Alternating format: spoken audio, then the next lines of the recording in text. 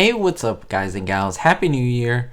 My name is Rick Nineg. Thank you so much for joining me today. We're going to be talking about Gilligan's Island and something that sneaked past the censors back in 1964 when this episode aired. I'll talk all about it, but first I want to remind you to please support the channel by liking, commenting, and subscribing. And thanks to you who've already done so. It's the only way that's pretty much for free that you could support my channel with over 1,700 videos for you to enjoy. I mean, my channel is a safe haven for anything classic TV and movies. So let's get right to it. The episode of Gilligan's Island that we're going to be talking about today is from season 1. It aired October 3rd, 1964, and it's called Home Sweet Hut. It's from season 1, as I mentioned, but it's episode 2, so it's very early on along in the storyline. In fact, it is the first non-pilot episode. In this one, the castaways are deciding that they don't want to share the same dwelling. They were all put in one hut, and they thought this might not be a good idea. So they decided to break up into quote-unquote teams and construct 4 separate huts. One for the Howls, one separately for the professor, one for Gilligan and the skipper, and one for the girls, that is Ginger and Mary Ann. Now there was a violent storm that was coming toward the island, so they had little time to spare because Gilligan unfortunately was trying to help them, which of course, if you do know the show, set them back so much. And it's a pretty hilarious episode as they construct things, the castaways, and Gilligan proceeds to destroy them bit by bit. It's pretty funny. Now, if you're a fan of my channel or just know a lot about classic TV shows in general, you do know that censorship is something that was a big deal, especially going back into the 50s. Shows like I Love Lucy, a couple could not sleep in the same bed because it suggests sexuality or sexual things happening. Of course, that's a no-no back in 1951. Of course, they could have babies, but you can't share the same bed. I mean, a show like The Munsters was pretty much the first show that showed a couple sleeping in the same bed, moving around, conversing freely. And even a show like The Addams Family was one of the first shows who showed a couple amorous on television. That means Gomez and Morticia kissing each other's arms and hands and things like that on camera.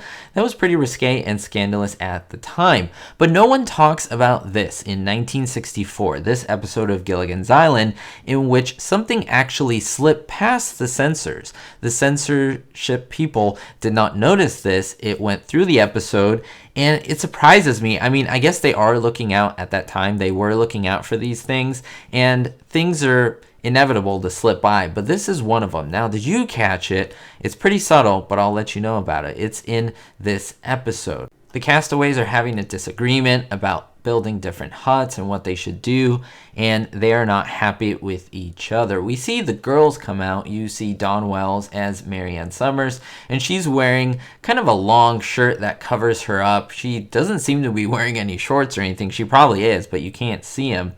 And then, of course, you see everyone else, the Howls, Skipper, Gilligan, and the Professor. But the one that sticks out is actually Tina Louise playing Ginger Grant. Why? Well, check it out. She is the only one that stands out because, in fact, she is wrapped up in just a blanket. Now, why would she do that? Why would a woman like that wrap herself up in a blanket, especially coming out at night with all these people, if she is technically sleeping in the same hut with Mary Ann? Well, it would show that she has pretty much nothing under. Yeah, that Ginger sleeps in the nude. And that's surprising because if anyone wanted to know whether the character Ginger slept in the nude or not, this pretty much confirms it. Now, why was this a big deal? Well, because, I mean, to imply that a woman sleeps in the nude, especially at that time, was pretty scandalous. Remember, I Love Lucy, even women, we have Lucille Ball and Vivian Vance, are wearing pretty much like male PJs. There's nothing scandalous about that. And she is saying, well, I'm pretty much in the nude and we're just going to cover me up with a blanket, or I think it's a towel that she uses. That's pretty risque for 1960. Now, my point here is how many of you have noticed this? How many of you have seen this? And why do you think this slipped past the censors? I mean, do you think that they should have done something about this at the time? Should they have said, hey, Tina, you know, we're going to go back on this. You have to wear some type of long blouse or long PJs or just something that's long and dressy But no, they didn't, and they just had her like that, and then when it finally aired, well, they couldn't do anything about it. But I'd love to know your thoughts down below. Did you ever connect these two dots before?